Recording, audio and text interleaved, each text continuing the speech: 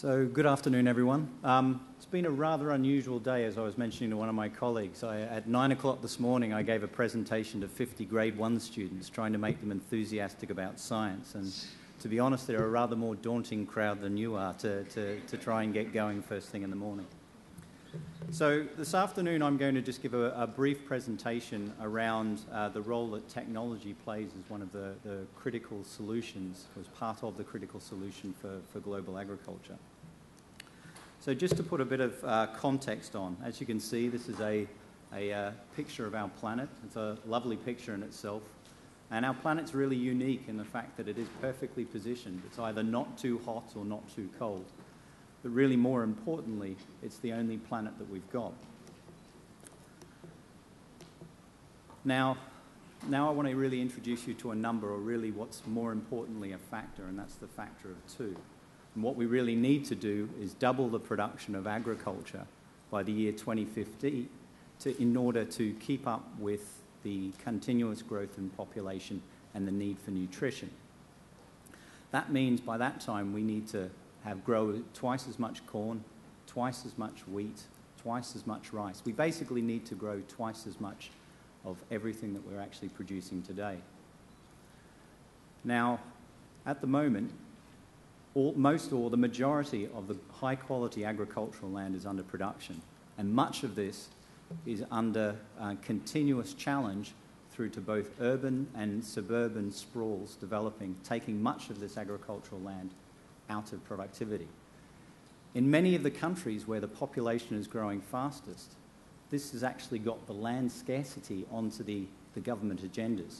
And if you look at the case of China, they've been purchasing up agricultural land across many countries around the world.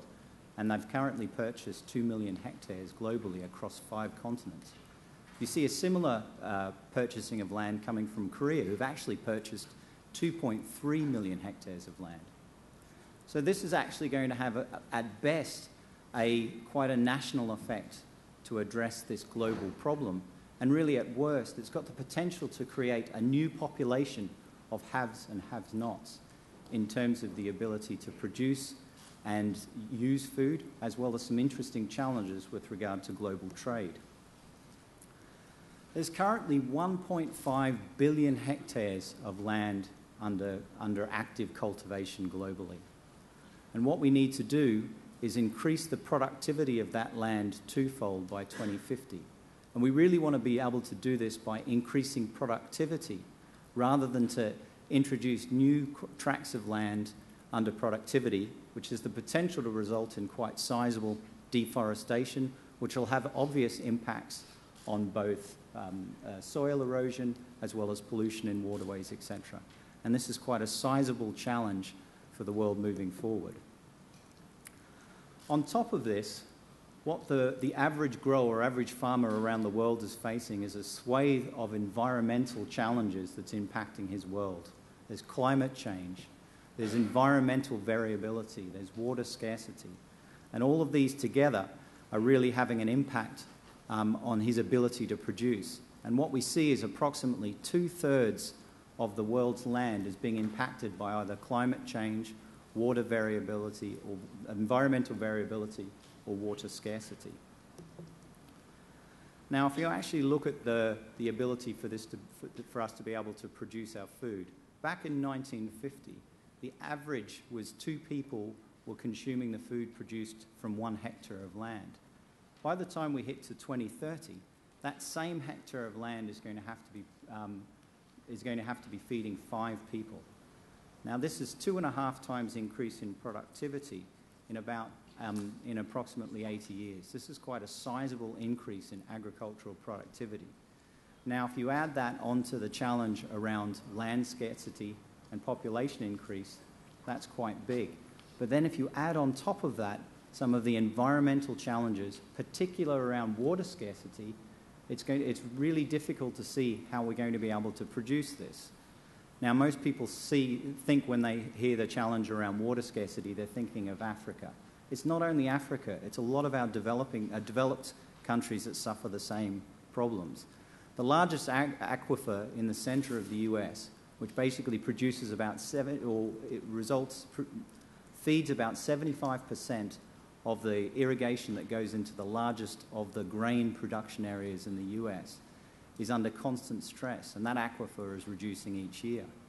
If you then add on top the two fastest growing countries from a population point of view, India and China, they're also starting to increase the amount of underground water they're starting to source. So water scarcity is really starting to become a massive challenge. And basically, if you look at the predictions, we're expecting that over a third of the world's agricultural land will be struggling with water scarcity issues by the time we hit 2025.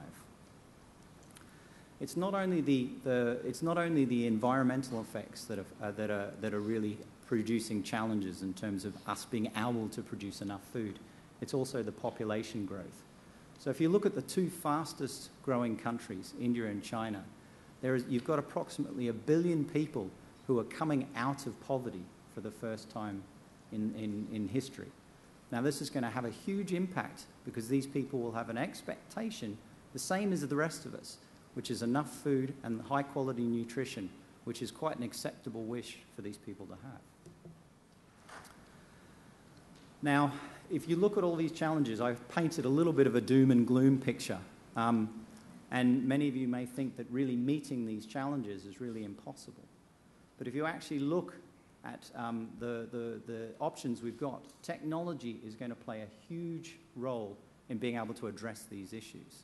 So if you actually put technology together with knowledge sharing, you've got the ability for us to provide greater levels of technology, but also the ability to utilize that technology more effectively to growers throughout the world.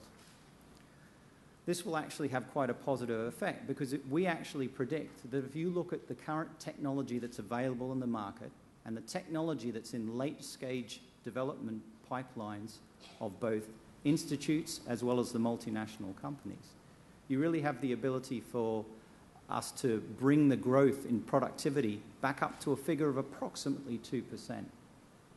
This figure actually sounds small and sounds relatively insignificant. But if you actually get to that level of 2%, the level that was brought on, that started off with the Green Revolution, you'll actually be able to bring productivity of agricultural land back on track and ahead of the population growth, which is critical. A couple of perfect examples of this. If you take existing technology, so technology that's on the market today, and you actually deploy that technology throughout Asia, Asia will be able to increase productivity by 20% in all agricultural land over the next 10 years.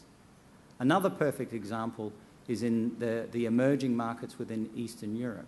So Russia and the Ukraine, if you look at the cereal acreage that's in those areas, only about 10% of that is farmed efficiently.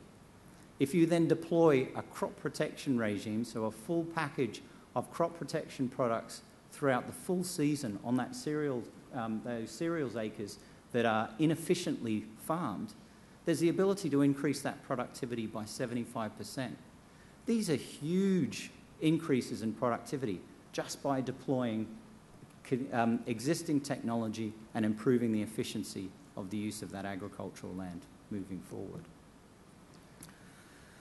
Syngenta, or companies like Syngenta, are really uniquely positioned in order to play a role in this. So through the combination of chemistry and biology and really using that to tailor solutions as opposed to just products, there's the ability of driving solutions that are tailored for the individual grower needs. And if you actually combine that with Syngenta's innovation power, which comes from investing over $1 billion a year in agriculture, in research and development, that's over $2 million a day, including weekends. That's a huge investment into innovation. Together with a global reach, you really have that ability for innovation at a rapid pace and the reach that that innovation can come to and be deployed in global markets. What really has to happen is a system-wide approach in terms of the deployment of technology. Now, this is really looking at multiple areas for this. This is improving both the farm productivity, ensuring that we do this in an environmentally sustainable manner, and managing that environmental footprint of global agriculture, which is really at the responsibility and at the heart of Syngenta. And then, equally as importantly, is continuing to build on the prosperity of the rural communities and ensure that they continue to become more prosperous and that there is a future in these communities. Really is the challenge that Syngenta has taken up and really has at the heart of everything it's doing is the ability for us to support these farmers globally to grow more from less. So solutions themselves, so these packages of technology that really need to be deployed to support that, really need to be a combination of technology, people and land. What we need to do to be able to improve farm productivity is really ensuring that we can enable the farmer to make the right choice. And this is done through us supporting the placement of the right regulation and really ensuring that the farmer's got high quality, safe products to deploy. The ability for us to accelerate innovation and really accelerate that innovation that then can be tailored to the needs of a global agricultural community, not just those of the developing countries. And then equally as importantly is to be a true partner, not just the supplier of products. And that's an important role moving forward. Again, doing this in a sustainable manner is critical for us to be able to grow at the speed we're growing. One of the ways that we need to do this is to really ensure both the land and water sustainability in everything that's done, and then to ensure, equally as importantly, that all of the expansion in agricultural productivity and the deployment of technology is done in a sustainable manner and ensures that it protects the biodiversity of the planet. And finally, building the rural prosperity. It's an important goal for us to increase the prosperity of rural farming communities, to ensure that they enjoy being farmers and there is a healthy livelihood to be had. Now, neither Syngenta nor anyone else can do this on their own, and it really is critical that this gets done in a partnership. And to ensure that the continued communication with all stakeholders is had to ensure that this really sets the new paradigm in terms of global agriculture. And lastly, we really can't forget what this whole sustainable agriculture is really based around. It's ensuring that the millions of people in the world who are either currently coming out of poverty have the ability to get food on their table and nutrition, the same right that we all expect. Technology will play a big role in this, and I think what we need to ensure is the political and the institutional will is also in place to ensure that we can do the right thing.